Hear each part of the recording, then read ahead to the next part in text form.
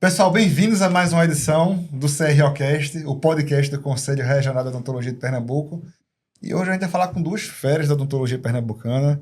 Dr. Belmiro, foi meu diretor na FOP, hoje é presidente do Colégio Brasileiro de Cirurgia e Traumatologia Buco-Maxilofacial. Dr. André Osser também, presidente da ABMF. E a gente tem um bate-papo bom para fazer aqui hoje com vocês. Queria que o Dr. João aí fizesse a primeira pergunta. Presidente, satisfação. Primeiro, estar reunido nessa mesa gigante aqui, professor Belmiro Vasconcelos, doutor André Olsen, enfim. E eu queria começar com uma curiosidade aqui, saber como é que iniciou essa paixão, porque quem é cirurgião é apaixonado. Então eu queria saber do professor Belmiro, como é que iniciou esse encanto pela cirurgia, como é que começou essa história junto com a cirurgia bucomaxilofacial. Lá vai ele, 45 anos atrás. Não precisa dizer isso não. Na realidade, vocês sabem que eu estudei na Universidade Federal de Pernambuco e eu tive alguns professores, né? Professor Carapeba, professor José Fernandes Alves Gomes e outros professores à época em que eu achava a cirurgia muito diferenciada, né? Poucas pessoas sabem aqui, mas a gente teve aqui em 85, eu creio 84, o professor Hugo Alveguez aqui no auditório da CELP. Então já faz um tempinho. Então, naquela época, a cirurgia bucomaxilofacial, ela veio, vários cirurgiões apareceram em momentos de guerra. Então a bucomaxila, ela começou muito ligada à parte, digamos, militar, né? Então, consequentemente, grandes cirurgiões nasceram oriundos de forças militares e, consequentemente, a guerra fez com que houve muito sofrimento, mas houve desenvolvimento de técnicas. Então, naquela época, assim, eu, diante de várias disciplinas, porque eu também, por exemplo, tive professor Mário Lopes, eu me lembro, eu paguei prótese total com ele, né? Vários outros professores, Rian, né? São professores antigos, mas aí eu me apaixonei pela cirurgia e logo que me apaixonei, tomei a decisão, através do Dr. João Olímpio, que era professor da Federal, de fazer o nosso estágio no HR, que era um estágio obrigatório de 1 ano, lá com o professor João Olímpio, foi um dos grandes professores e mentores da Universidade Federal de Cirurgia e Traumatologia, no Hospital da Restauração. Nós começamos na graduação por aí e depois fomos fazer nossa especialização na FOP em 1983, o qual Emanuel Dias era o coordenador do curso. Em 83, então, o senhor fez a especialização de bucomax. Não tem nem residência ainda naquela época, né? Não, a residência não existia, Eduardo. Na realidade, a gente sempre trabalhou pensando na questão social, inclusive social para o cirurgião dentista. Então, nós fizemos a bucomaxilo na forma de especialização com 2 anos, né, na UPE, era FESP-UPE, na UPE, o qual eu sou professor hoje, e que foi, se não me engano, 83 e 84, eram 2 anos. E você tinha que se dedicar lá direto no hospital. E não existia isso. Então, seguindo mais um modelo diferenciado, semelhante à medicina, a gente copiou esse modelo e foi implementado em 2005. Aí eu não posso dizer nem nomes, mas eu vou contar. O doutor Buca era o coordenador de saúde bucal, mas várias pessoas. Foi uma sorte na vida. Uma sorte, porque Emanuel era do Conselho Federal, eu era do MEC. Pegou aquele alinhamento do universo, né? Pessoas chaves. Ricardo Holanda era do Colégio Brasileiro, era presidente, que eu estou hoje. E Paulo Perry de Carvalho era presidente da ABENO. Então, Maristela Haddad, que era professora da USP de odontopediatria, entendia que a odontologia deveria ter residência, e mais o doutor Lioja. Então, esse grupo de trabalho, e teve mais uma ou outra pessoa, 2 ou 3, fez com que o Ministério da Saúde entendesse que a odontologia na atenção terciária, através da cirurgia bucomaxilofacial, começasse no orçamento do Estado Federativo para todo o Brasil, e isso ocorreu em 2006. Nós estamos em 2025. Então, como eu digo, é uma formação, me lembro bem a vocês que nós queríamos que fosse 3 anos à época, mas o Estado não tinha dinheiro, então ele só bancou por 2 anos. E depois passou para 3. Então é uma evolução, inclusive, presidente.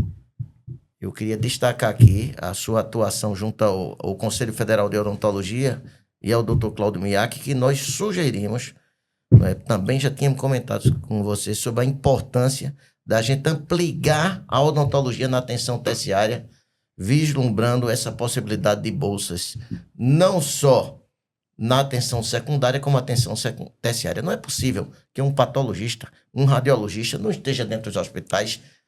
É um crime a nossa população que precisa desse atendimento. Isso mesmo. André, e aí, como é que foi sua André, chegada? André, de 83, eu acho que nasceu, né? Então, exatamente. Enquanto o professor estava na Escola da Restauração, eu estava exatamente em 1983 no Santa Joana, nascendo. Tava nascendo, tava pertinho, né? Foi o dia do meu nascimento, né? Em 1983, nasci ali. E aí, um pouquinho mais novo, né? Mas assim, a minha história na odontologia, eu já entrei na faculdade querendo ser cirurgião bucomaxilo, tá? Então, eu também fui da Universidade Federal, né, de Pernambuco, e já entrei ali com aquele sonho de ser cirurgião bucomaxilo.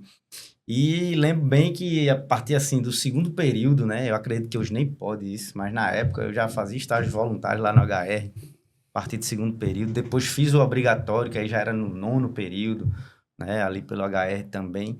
E uma coisa interessante é que durante a faculdade eu já entrei querendo ser bucomaxilo, mas eu gostei de todas as cadeiras de odontologia, né? Uma coisa que me surpreendeu. Gostei de tudo, fiz tudo, tive boas notas em todas as cadeiras, mas a cirurgia, como estava ali desde o princípio, falou mais alto e eu segui aí na carreira aí de bucomaxilo. A primeira paixão, então, cirurgia mesmo, né? Sempre. Tua residência foi onde? Eu fiz especialização com o professor Sérgio Martorelli, professor Rômulo Valente, que foi pela FAC7, né? Onde o hospital base da gente era o Hospital dos Servidores e o Getúlio Vargas. Uma curiosidade, nesse estágio lá no HR, chegou a encontrar o professor Belmiro por lá, não? Não era no dia do Dr. Belmiro, não tive esse prazer. Mas a fama dele já circulava nas corridas do HR. É conhecido nacionalmente, né? É um trator de trabalho. Quem conhece sabe. Professor, fale um pouquinho do HR pra gente. Quando o senhor entrou no HR, a gente sabe que evoluiu muito a cirurgia no Hospital da Restauração, no trauma de Pernambuco, e parte disso se deve a vocês mesmo que construíram o bucomaxilo no Brasil. Como é que foi essa evolução? Olha, coincidentemente, ontem eu estava no HR e eu fui no Recursos Humanos. É que para o ano, em junho, eu completo 40 anos de trabalho. E a gente acompanhou todas as fases.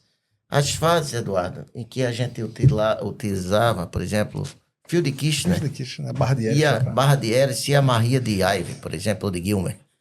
E depois chegou as primeiras placas em que a gente utilizou as placas de mão da traumatologia. E depois foi adaptando tudo isso aos dias atuais, em que você tem placas pesquisadas e pensadas para a força mastigatória, e com isso haja um melhor reparo tecidual.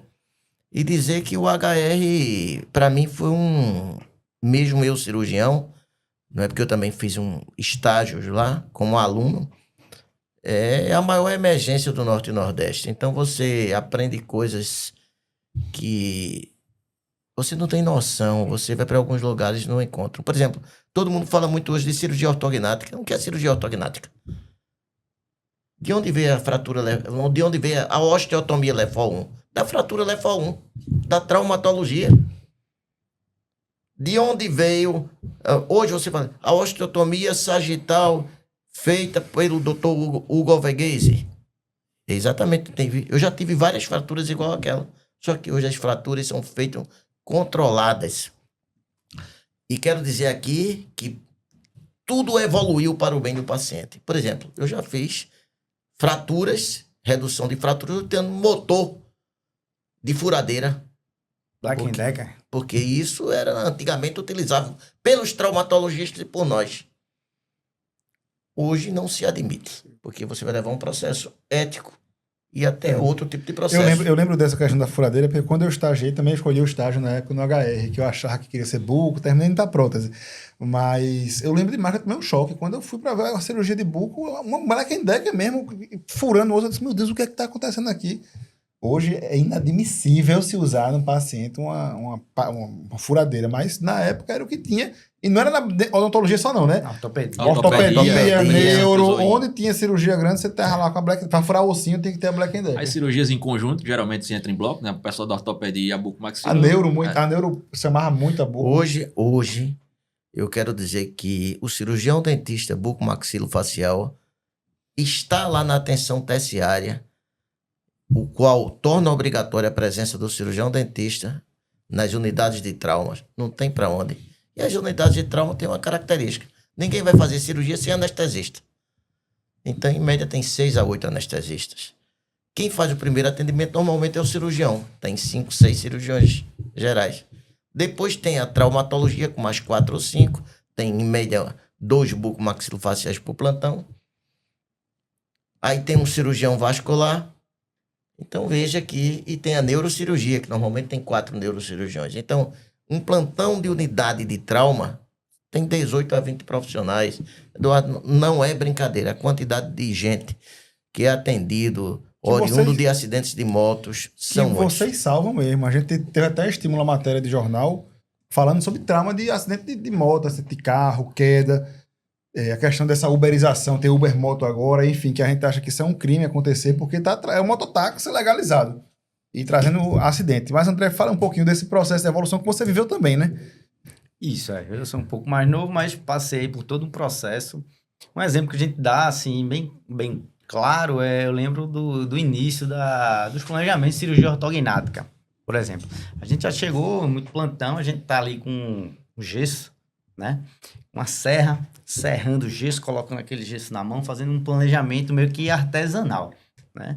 E hoje a gente, com o advento dos softwares, né, principalmente a gente usa bastante o Dolphin, a gente consegue fazer todo um planejamento virtual, né? A gente consegue ali planejar, a gente consegue ter previsibilidade no resultado, e isso faz com que a gente tenha um ganho de tempo cirúrgico, que a gente tenha um melhor pós-operatório. Então isso aí chega naqueles mitos, né, da odontologia. Tem às vezes até colegas até da área que ainda pensam um pouquinho na odontologia ainda antiga, não sabe que isso mudou. Um exemplo claro tem gente que acha que vai sair de uma ortognática com a boca fechada, travada, amarrada. Isso não acontece mais, né? Então, o paciente hoje sai de uma cirurgia ortognática com a boca aberta. O paciente hoje, a gente faz uma cirurgia ortognática em 4 horas, maxila, mandíbula, mento. Então, coisa que a gente já fez, eu já fiz ortognática 10 horas de cirurgia, né? A gente já deixou o paciente bloqueado, enfim. Então, a coisa evoluiu bastante, a gente tem muita previsibilidade de resultado, o paciente se vê antes do planejamento, ele sabe como é que ele vai ficar. O paciente tem um pós-operatório muito mais rápido, menos edema, enfim. Então, tá uma coisa muito mais tranquila hoje, né? E assim, a odontologia, a cirurgia bucomaxilo, graças a Deus, está evoluindo junto com a ciência, né? Vou pegar só um gancho aqui, porque tem muitos acadêmicos assistindo a gente também, e uma das coisas importantes que a gente falou aqui, todo mundo passou por um estágio dentro do hospital. Eu queria que vocês comentassem a importância de um cirurgião dentista, durante a graduação, fazer um estágio dentro de um hospital. A minha opinião, né, eu tenho 35 anos e 10 meses de professor universitário. Para mim, deveria ser obrigatório a odontologia passar por um hospital. Por quê? O ganho de conhecimento, de trauma, de internamento, de UTI, de interação com outras clínicas. Gente, vocês não têm noção da respeitabilidade que é a cirurgia bucomaxilofacial, o cirurgião dentista bucomaxilofacial, junto à medicina. Vocês não têm noção, não. Porque a gente trabalha junto com eles. E eles disseram, poxa, é que essa profissão as pessoas precisam. E nós sabemos que eles sabem fazer. E muitas vezes trabalhamos em conjunto. Então, o que eu quero comentar é que isso é um passo dado. Por isso que eu acredito na formação, no trabalho. Mas eu vou dizer, André, o seguinte, embora a gente use também a parte de cirurgia ortognática no planejamento, que também hoje já serve para órbita, para ortognática, para implante, reconstruções faciais, nós tivemos um tempo, e eu sou do tempo também, mas a gente tem que estar disposto a aprender, em que a gente fazia as ortognáticas monomaxilares, porque não existia a ortognática planejada por Dr. Bell. Quando ele planejou o estudo em macacos, até então todo mundo não fazia com medo que necrosasse a maxila. Até ele provar, e depois veio o Dr. César Guerreiro, que era venezuelano, mas ele passou muito tempo com o Dr. Bell, e realmente ele trouxe essa inovação. Mas eu me lembro bem que a gente fazia osteotomias Oswaldo de Castro, só para recuar a mandíbula, porque tinha medo de prejudicar e necrosar toda a maxila. Hoje não. Não só o planejamento. Por exemplo, hoje As pessoas às vezes chegam para mim, Belmiro, o que é que tu achas? Deve usar broca? Eu já fui muito ortognática de broca, mas está provado que piezo causa menos processo inflamatório do que broca. Piezo e serra é o ideal. Você pode ter uma maxiculta, uma brotazinha para fazer um desgaste aqui, outra lá. Mas se você for uma impacção grande de região posterior, entre com uma broca para você ver o derrame de sangue que pode ter e prejudicar o paciente, onde você deve utilizar o piezo. Então, o crescimento da ciência, o bom senso, a experiência profissional, e a gente tem essa responsabilidade de salvaguardar os que estão e os que virão. E só há uma forma: educar sempre em todas as instâncias, nas universidades, na educação continuada, o papel do Conselho Eduardo que você tem feito junto às pessoas em vários setores do interior. Você tem noção, o Brasil é muito grande, chega uma pessoa, por exemplo, no interior, 12 horas de viagem, o cara vem de lá para cá. Não, você leva o conhecimento até lá, você vai aprimorando, e não só cobrando, punindo, tá errado.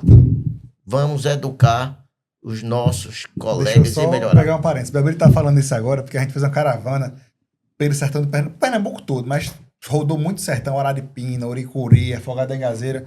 E levou o professor Belmiro para falar sobre emergência. Não é urgência odontológica, não. Tá emergência médica no consultório. O paciente teve uma convulsão, o paciente teve uma parada, o paciente que aspirou algum produto. Como fazer o processo amanhã para salvar o paciente daquela emergência até chegar o SAMU, até chegar um resgate. E a gente foi levar essa capacitação. E qual era o equipamento de segurança mínimo que tinha que ter? Ó, tem que ter adrenalina, mas como é que usa? Tu tem que ter todo esse material, a gente dá essa capacitação para os dentistas do SUS e do PSF, para saber como se comportar numa urgência dessa. Recentemente a gente teve em Alagoas Isso. o caso de uma paciente que teve não sei se foi um processo alérgico, não sei qual foi, sei que ela veio a óbito e botaram a culpa no próprio dentista, que não Da soube unidade fazer de o saúde. socorro. E foi no andar do SUS. Talvez se ele tivesse essa capacitação, o material necessário ali, um antihistamínico, enfim, tivesse podido salvar o paciente. Isso que ele falou é importante, a gente procurar sempre capacitar o profissional. Mas, André, Isso, em relação a esse tema, eu acho bem interessante, né? Porque na minha época, na faculdade, eu paguei a cadeira de emergências médicas com uma cadeira eletiva, né? A gente não tinha isso no currículo, tinha que escolher fazer aquela cadeira, e muita gente da minha turma não fez. Tá? E isso deveria ser obrigatório. Todo profissional de saúde deveria lidar com isso.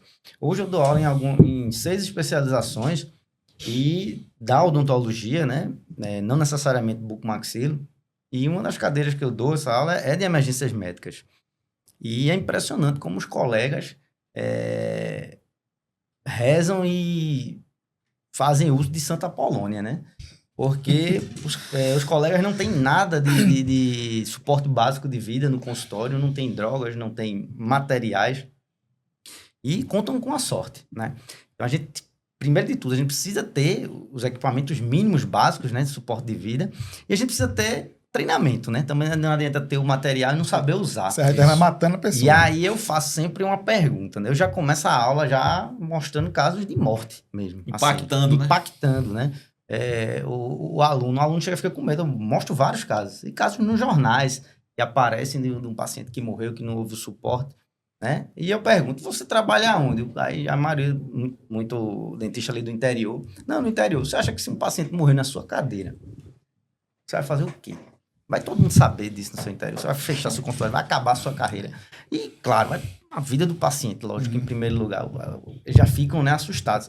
Aí eu pego uma lista de drogas, por exemplo, ali, usadas nas urgências e emergências. Quem é que tem essa listinha aqui? Ninguém levanta a mão.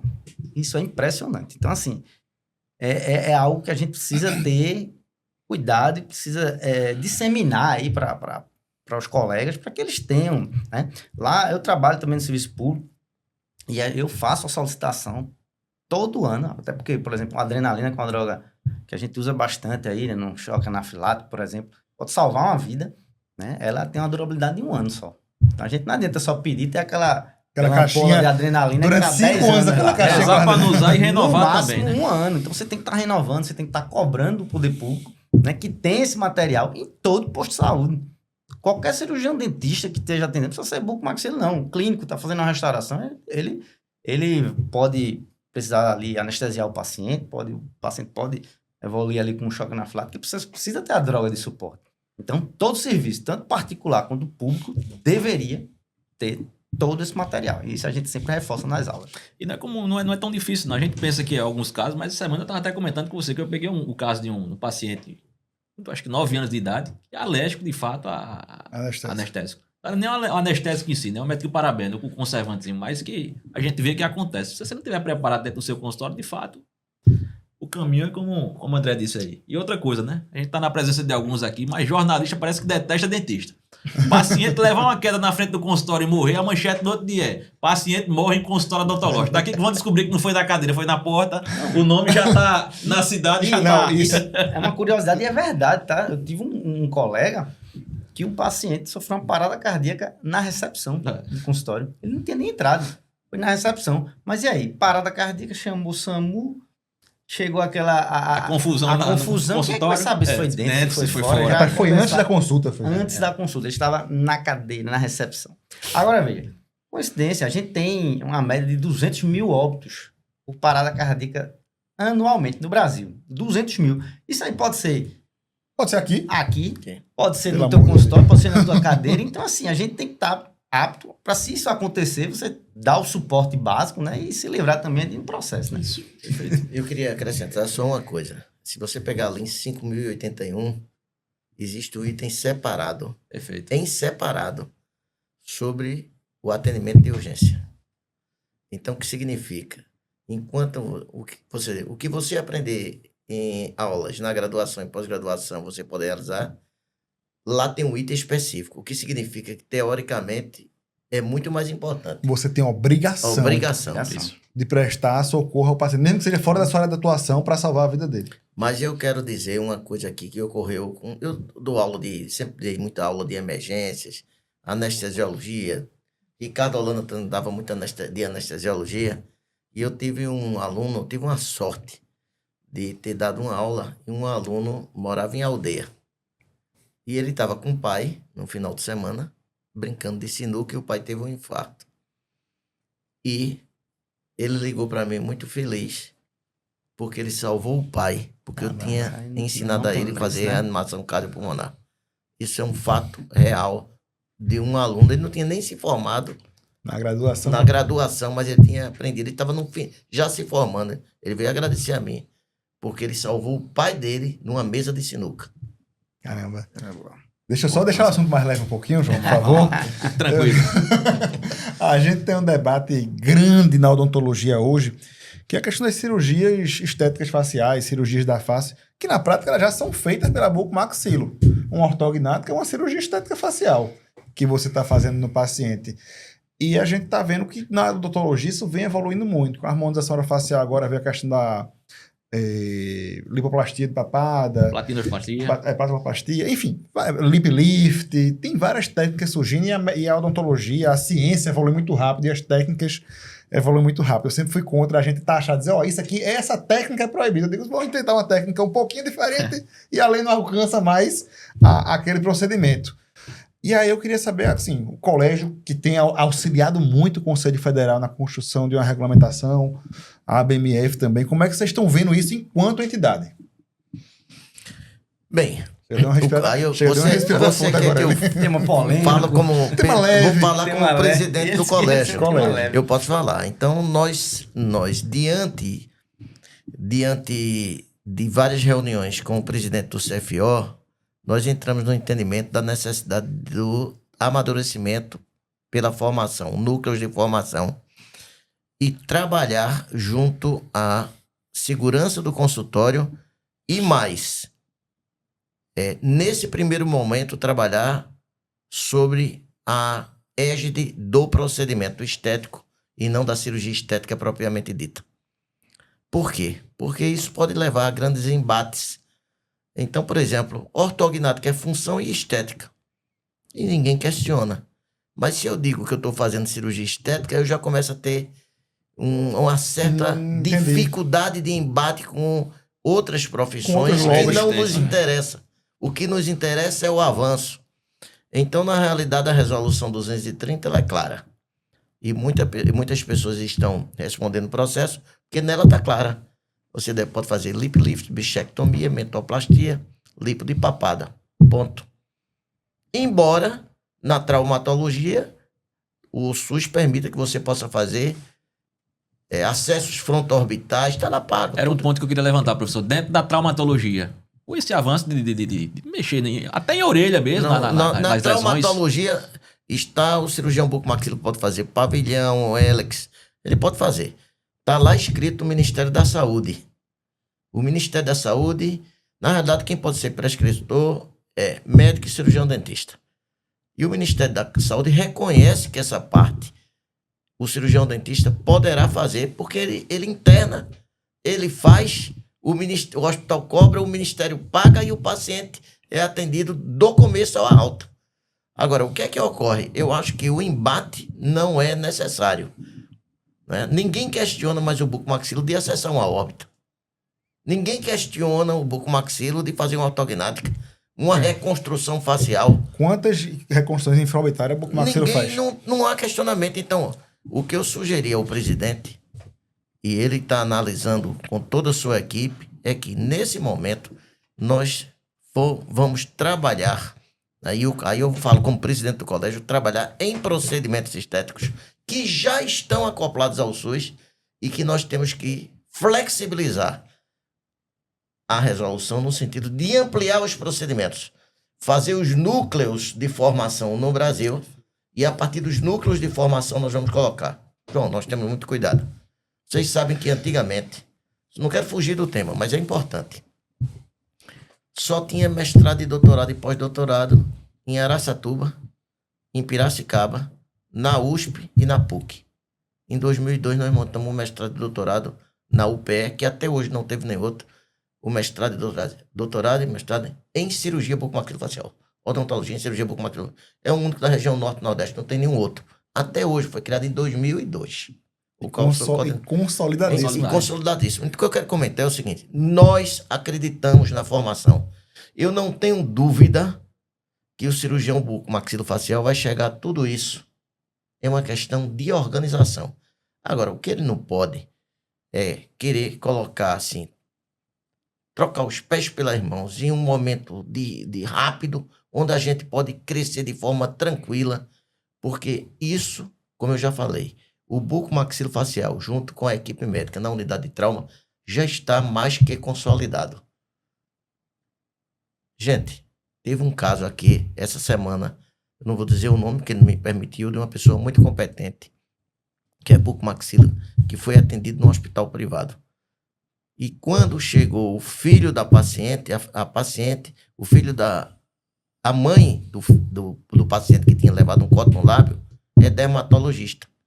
E a pessoa chegou e disse assim, professor, eu estou tão feliz. Eu disse, por quê? Porque a dermatologista disse assim, ninguém toca no meu filho antes que um bucomaxilo chegue para olhar e reparar o lábio dele. Perfeito. Olha que orgulho. É massa, é muito bom escutar isso. E quando a gente conversou lá atrás, acho no CRO, não lembro, ou no CIOSP, a gente conversou sobre isso. A gente deu uma conversada boa sobre essa questão dos procedimentos estéticos da face. A gente sempre dizia, prioridade do debate é segurança do paciente. Depois a gente vai vendo procedimento, etc. A prioridade é a segurança do paciente. O ambiente tem que ser seguro, o profissional tem que ter qualificação e informação, tem que botando a segurança do paciente na frente, a coisa anda. Mas me diga aí, agora a visão da ABMF, se discutiram como é que está lá o processo. Então, o meu ponto de vista, né, e da maioria ali dos associados também, é que a definição de saúde já diz muita coisa, né? Um estado de completo bem-estar físico, mental e social. Acredito que a estética, a gente não consegue distinguir estética de saúde, tá? Um paciente que tem um trauma facial e que ele não houve ali uma reparação, não houve uma reconstrução, ele não vai ser socialmente aceito, porque ele tem um estigma ali, um estigma ali, né? Então, a estética está intimamente ligada à cirurgia bucomaxilo e não é de hoje, desde das guerras, das grandes guerras mundiais, né? Em que realmente a cirurgia desenvolveu por causa disso, na reconstrução de face de soldados que sofreram algum tipo de acidente. Então, eu acho que essa separação não consegue ser feita. E tem uma frase, né, de um cirurgião americano, não vou reproduzir ela ipsiliter, mas que diz: quando eu, cirurgião bucomaxilo, estava num plantão, às 2 horas da manhã, e fiz ali um trauma de face, acessei uma aorta, ninguém veio me questionar.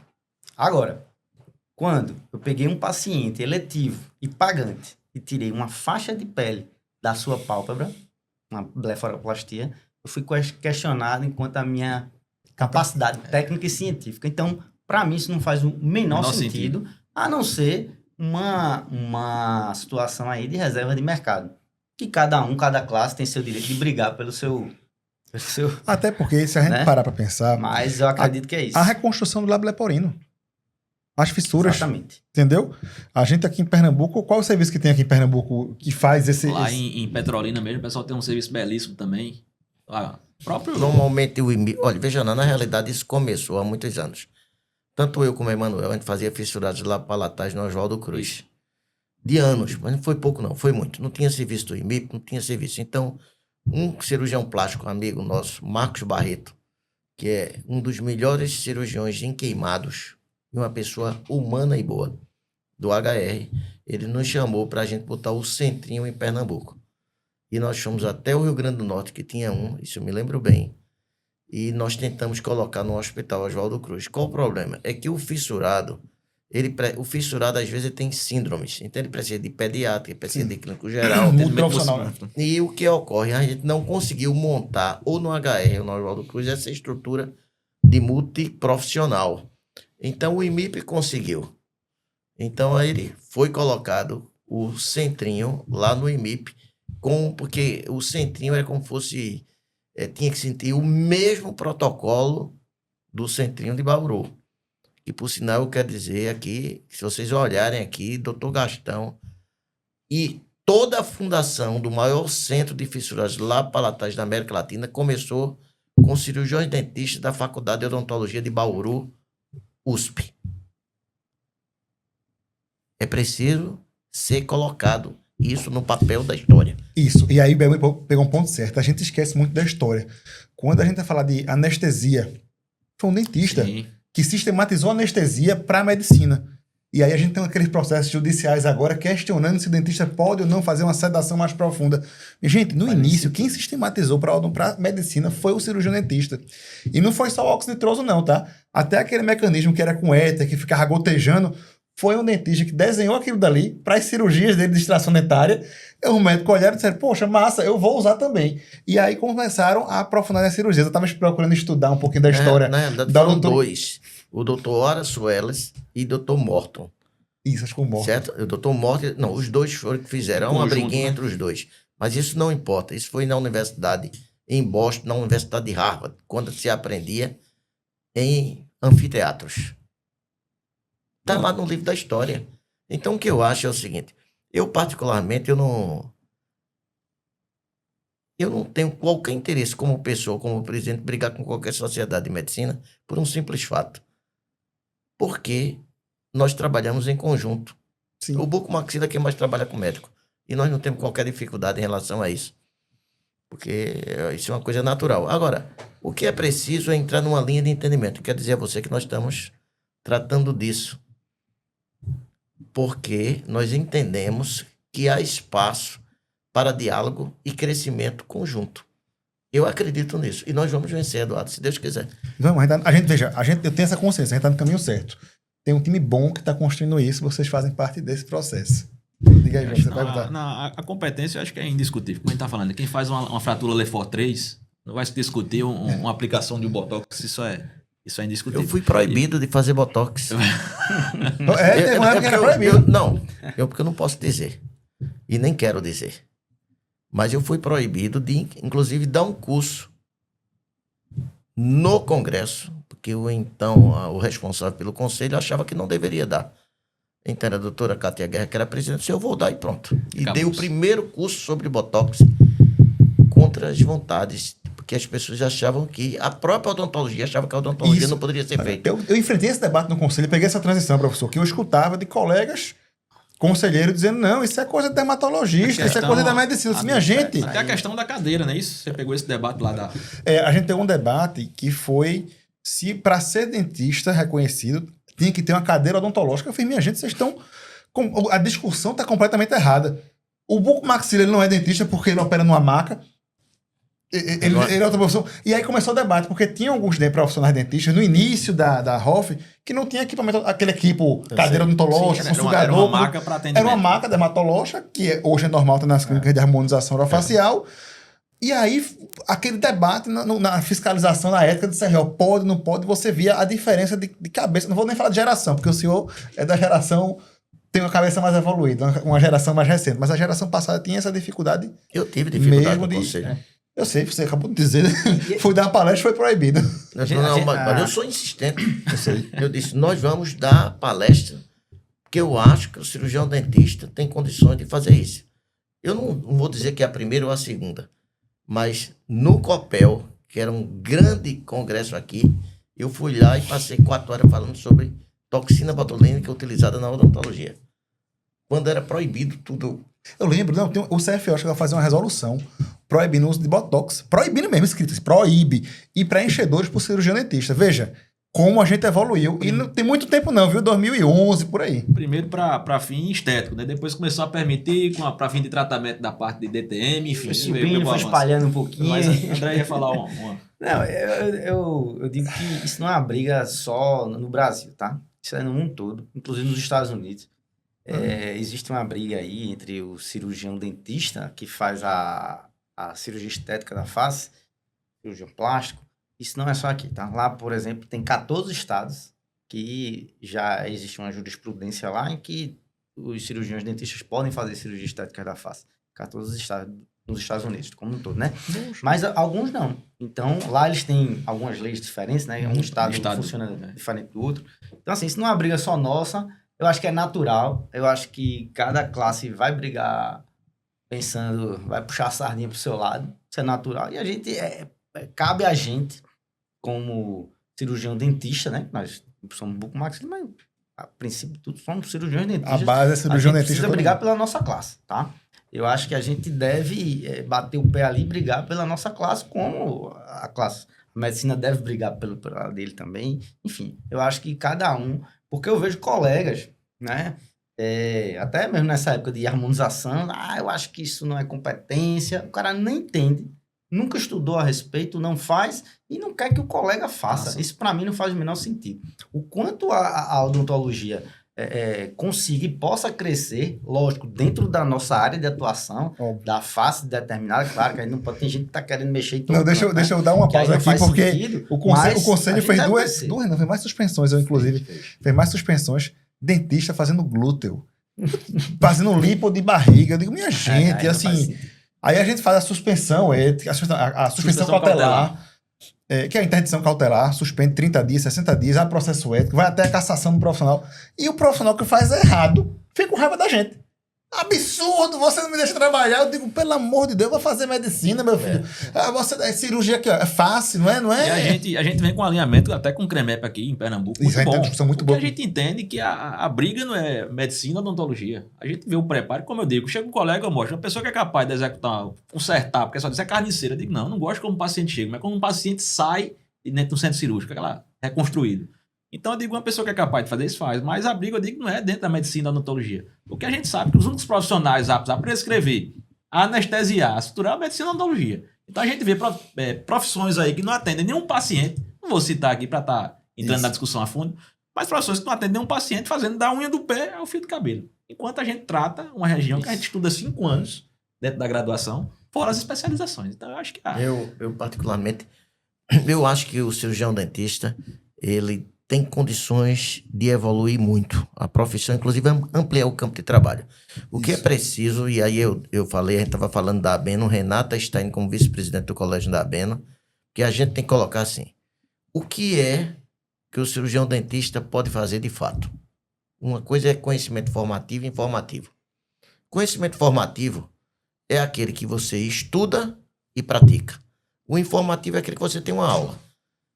Eu não entregaria o meu rosto a alguém que tivesse uma aula teórica. Mas sim a uma pessoa que tivesse um cirurgião dentista, que é comum ele fazer periodontia, fazer dentística, fazer uma endodontia anterior, por exemplo, com práticas. eu vou fazer com ele, porque ele teve práticas. Uma coisa é Agora, habilidade e outra é habilitação. Né, professor? Exatamente. Então, o que é que ocorre? Então, eu acho que o que eu pedi a Renata, se você quiser, eu posso mostrar o WhatsApp, é que ela veja com o pessoal da Beno onde e até quanto o cirurgião dentista generalista vai fazer na área de cirurgia. E depois, fica para as especialidades. Isso. Acabou. Aí nós vamos avançar. Agora, um que eu não posso também, aí eu me posiciono muito claramente, uma pessoa tem uma aula teórica sobre toxina botulínica ou um material de preenchimento no congresso e chega lá, como cirurgião dentista, mete o pau a fazer. Onde não está, me diga aqui qual o currículo de odontologia que tem aula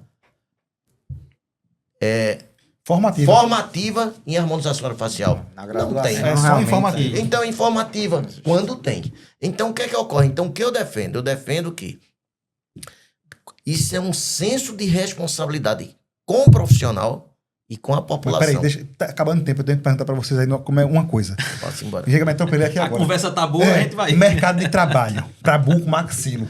Porque a gente sabe que no mercado do serviço público, que tem trauma pra caramba, tem muito que evoluir aqui em Pernambuco, no Brasil como um todo, mas no setor privado também tem muita coisa aí. Tem plano de saúde com a questão das cirurgias, consultório particular, porque paciente, ele procura o buco-maxilo quando tem o terceiro molar ali para fazer a extração do eu quero extrair o siso, aí procura o buco-maxilo. E aí não sabe nem o que é que está acontecendo. Como é que está o mercado de trabalho hoje no setor privado, no setor público, para vocês? Deixa eu conversar com o André e depois para o senhor, professor. Então, na área da cirurgia bucomaxilo, a gente sempre tem muito paciente que precisa da gente, tá? Então, é uma área que eu acredito que nunca vai faltar paciente. Agora, excepcionalmente, a gente passa hoje por um dos momentos mais difíceis da bucomaxilo. Porque hoje a gente está tendo dificuldade de exercer a nossa profissão. Aquela profissão que a gente foi bem treinado, a gente sabe executar. Eu falo bem claro com meus alunos que o bucomaxilo, o cirurgião dentista, é o profissional que mais conhece de face. É um profissional que vai conseguir construir ali uma casa do alicerce. Ele vai começar ali pelo tecido ósseo, colocação dos dentes, para depois ir aí, né, para os outros tecidos. Então, assim, a gente é o melhor profissional nessa área, a gente tem que ter essa noção, a gente tem que se orgulhar disso. Mas a bucomaxilo hoje passa por uma dificuldade de a gente não conseguir trabalhar. A gente vê que os hospitais públicos não fazem concurso há quanto tempo? Que não tem um concurso para cirurgião bucomaxilo, né? Na saúde suplementar, os planos de saúde, isso não só na bucomaxilo, mas na saúde em geral, todo cirurgião, a gente está tendo uma dificuldade para conseguir autorizar as cirurgias. E aí onde entra a Associação dos Bucomaxilofaciais de Pernambuco, que hoje eu estou como presidente, né? Que a gente está brigando por isso, por nosso direito de conseguir trabalhar. Não adianta você ser só bem formado, operar bem, o paciente lhe procurar, você solicita a cirurgia, o plano está negando a cirurgia. Então, hoje a gente está nessa briga, nessa luta, né, de provocar a ANS, né, de provocar... a gente fez até alguns processos em relação a planos de saúde para que ele cumpra com a lei. A gente não está pedindo favor ali. O paciente que paga o plano de saúde todo mês, ele tem direito de usar aquele plano. Ninguém está pedindo favor a ninguém, não. A gente está querendo usar o que o paciente tem de direito, né? E esse paciente, muitas vezes, ele tá sem poder usar o plano de saúde dele. Depois eu quero contar Então, um caso... problema que a gente está tendo e que a gente está brigando com isso. Um caso que eu passei disso aí. Eu quero contar, depois do professor Belmiro falar. Vamos pedir para estourar, porque a conversa tá boa. Só para o senhor responder, professor. E para o senhor inserir na sua resposta também, que a gente passou por esse momento de pandemia e teve a questão do estresse que a gente viu aí, que isso impacta diretamente na questão do DTM. Houve esse aumento, você tem percebido esse aumento de consultório de paciente queixando dessa questão da disfunção temporomandibular, dessas dores orofaciais, enfim. A disfunção, a DTM, né, que o prevê, ela realmente é uma doença dentro das patologias da articulação temporomandibular, ela está muito prevalente. Até porque tem a ver com tudo. Por exemplo, hoje eu atendi uma paciente com 16 anos. Isso não era visto antigamente. Então, o cara, medo de vestibular, insegurança de um emprego futuro, entendeu? Instabilidade, que ela pensa, será que eu vou ter uma coisa? Será que eu vou me casar bem? Será que eu vou ter dinheiro? Então, isso tudo vai influenciando. Porque a maior prevalência de DTM são DTMs de origem muscular. E a doença muscular, se você tiver qualquer nervosismo, de novo você tem esforço muscular que causa dor muscular. Mas eu queria responder sobre essa questão Do mercado de trabalho. o mercado de trabalho. Então, veja lá. Nós temos esse concurso aí provisório que teve aí, que começou a já ser nomeado no Regional do Agreste. Isso foi uma luta muito grande. Eu queria também agradecer ao professor Carlos Lago, que esteve diretamente relacionado comigo e ele. E a gente trabalhou muito ao governo. Então, existem ganhos e perdas. Por exemplo, o concurso foi pedido para ser estatutário. Mas você sabe que não é fácil lutar com o governo. Então, o que foi que ocorreu? Entre no teu concurso e teu concurso, teve o concurso 3 anos, mais 3 anos. As pessoas dizem, mas o concurso é seletista. Eu pergunto, como era antes da EBSER nas federais? Hoje são todos seletistas e ninguém questiona. Então, o que eu quero comentar é que não é tão fácil. Então, a gente pediu um concurso para título, para efetivo estatutário, mas vai haver uma tendência mundial de que até o estatutário vai ser estatutário seletista. Não vai ter mais estatutário na forma de estatutário. Inclusive, já mudou a lei do estado de Pernambuco. Se você ganhar 20 mil, você não aposenta com 20 mil, você aposenta com teto. No CRO já é assim, sabia? O efetivo do CRO ele já é seletista. Já é desse jeito. Então, Julgado o STF. Estado não vai ter mais concurso. Acho muito difícil. Vai haver uma tendência de futuro de que você é contratado do Estado, sim, mas num regime seletista e não num regime estatutário.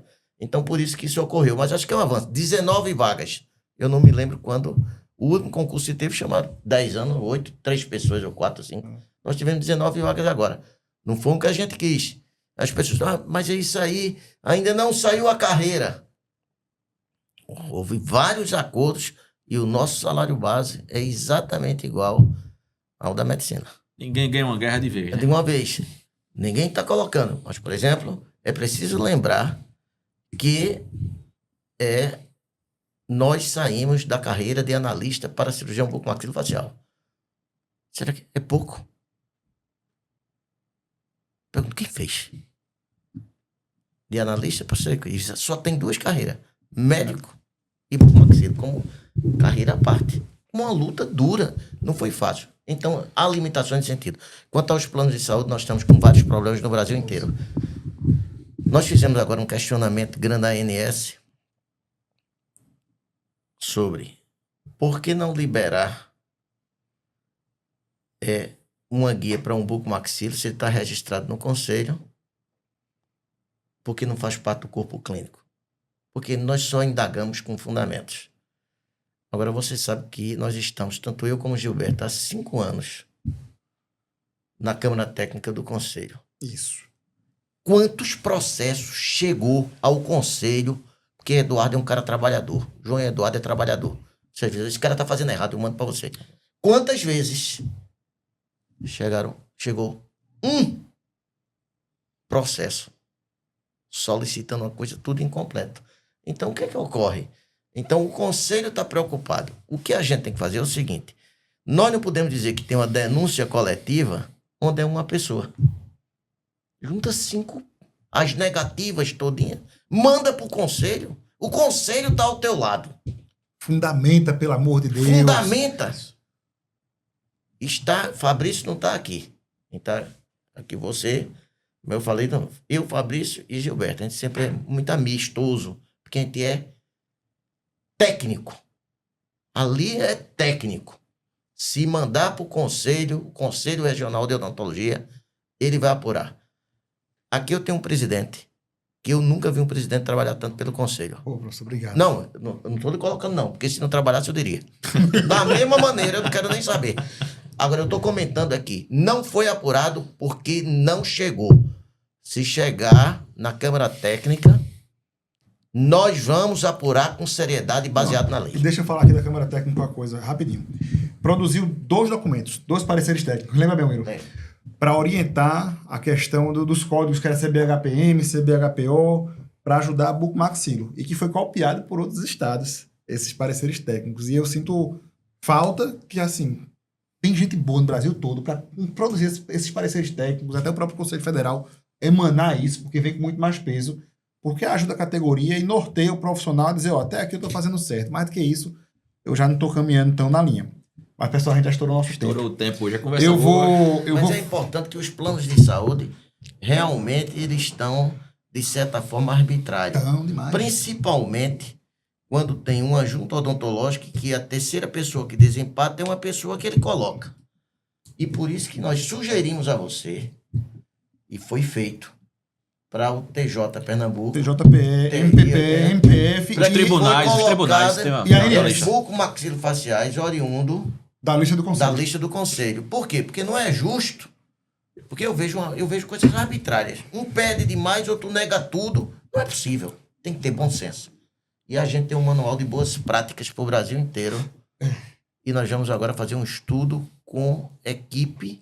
A gente pega os melhores cirurgiões do Brasil, professores que estudam, que pessoas também junto à ANS, e vamos fazer uma terceira versão.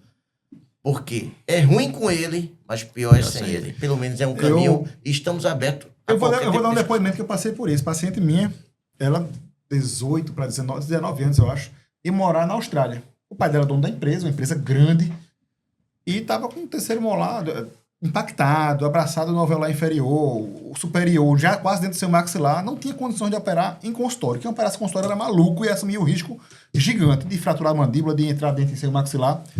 E aí caminhei pro meu pai, acabou com o maxilo, disse, vai aqui operar com ele, vai ter que ser em bloco cirúrgico. Ele solicita, o plano diz, não autoriza anestesia geral, porque dá para fazer em consultório odontológico. O pai dessa paciente me liga, Eduardo, que história é essa? Eu peguei, olhei o laudo, olhei a tomografia, disse, rapaz, não é possível que algum auditor assinou isso, teve coragem de assinar isso, não. Aí ele, que história é essa que você passa? Rapaz, pega a opinião do terceiro ou quarto cirurgião bucomaxilar para ver se ele tem coragem de fazer em consultório, porque tá colocando a vida da tua filha em risco, e isso ela tem que ir para a Austrália daqui a 3 meses, tem que ser uma coisa rápida, assim, para ela fazer. Tem não, um mês, eu acho. E aí ele pega e diz, eu posso usar essa sua fala? Eu disse, pode. Aí ele pega, ele é dono da empresa, bota o e-mail, eu sou atendido pelo presidente do Conselho de Odontologia. Mostrei o caso da minha filha, ele falou isso. O plano foi autorizou. Rapaz, quer dizer, o auditor do outro lado, ele sabia que ele estava errado. Sabe. O paciente foi dar uma carteirada para poder autorizar o processo, que ele não está preocupado com a saúde do paciente. É uma questão de lucro. É lucro O plano pra hoje, operadora. a operadora, ele está tratando a gente como número, né? Então, ele nega praticamente 100% das nossas solicitações. E quem vai atrás, quem briga, quem recorre, que consegue ser operado. Então, a gente não pode ser tratado como número, né? A gente ali tem que ser tratado como gente, como paciente, tem que ser analisado caso a caso. A gente está vendo casos de negativas que é copia e cola. O auditor não está nem vendo o paciente, não está vendo o exame, não está vendo nada, está copiando e colando. Porque já tive caso do auditor copiar uma resposta de outra cirurgia completamente diferente da que eu tinha pedido. Então, chegou a um ponto absurdo. Então, até mesmo a associação, a gente está fazendo ações civis públicas. E assim, contra os planos de saúde. Traz Uma um hora processo- a coisa vai andar. não, e traz um processo de judicialização da saúde, gasto com advogado, gasto com tempo de juiz, etc, etc. Mas, pessoal, já finalizamos o tempo. Vou dar um tempinho aí para vocês darem a palavra final do encerramento. Se vocês quiserem falar, André. Então, eu queria agradecer, né? É uma honra estar aqui, professor Belmiro, um baluarte aí da cirurgia bucomaxilo, nacionalmente. É uma honra estar aqui na mesa, dividindo a mesa aqui com vocês. Eduardo aí, nosso presidente, João Godoy. Enfim, então, agradeço a oportunidade de estar aqui. E sempre que for possível, a gente poder estar conversando, estar fazendo esses embates é muito produtivo, né, para toda a classe. Agradecer a André, a João, a Eduardo, a todos que nos assistem. Eu sou firme, mas eu sou do diálogo. Tem uma coisa que nós estamos como propósito: ampliar o campo de trabalho do profissional, do cirurgião dentista, seja clínico, seja especialista, seja cirurgião bucomaxilo, que afinal nós somos cirurgião dentista. Contem conosco como pessoa, como universidade, no HR, e nesses 1 ano e meio que ainda estamos aí a nível nacionalmente, que podemos colher informações e podemos dar as mãos em prol da nossa profissão. Muito obrigado. Professor, muito obrigado. Doutor João. Satisfação imensa. Eu queria que a gente estourou o tempo. Se desse para passar mais, a gente passava umas 3 horas conversando aqui, mas curta aí, compartilhe. E vou deixar aqui parafraseando o professor Belmiro. Tá me entendendo ou não, presidente? Pessoal, muito obrigado por acompanhar aqui o CROcast, o podcast do Conselho Regional de Odontologia de Pernambuco. Muita informação, quero agradecer a todos os convidados. E em breve o episódio vai ao ar. Tem outros episódios que já vieram da FOP, com o pessoal do movimento estudantil, enfim, odontologia digital. Acompanhe e siga que vem muita matéria boa por aí. Um abraço e até a próxima. Valeu!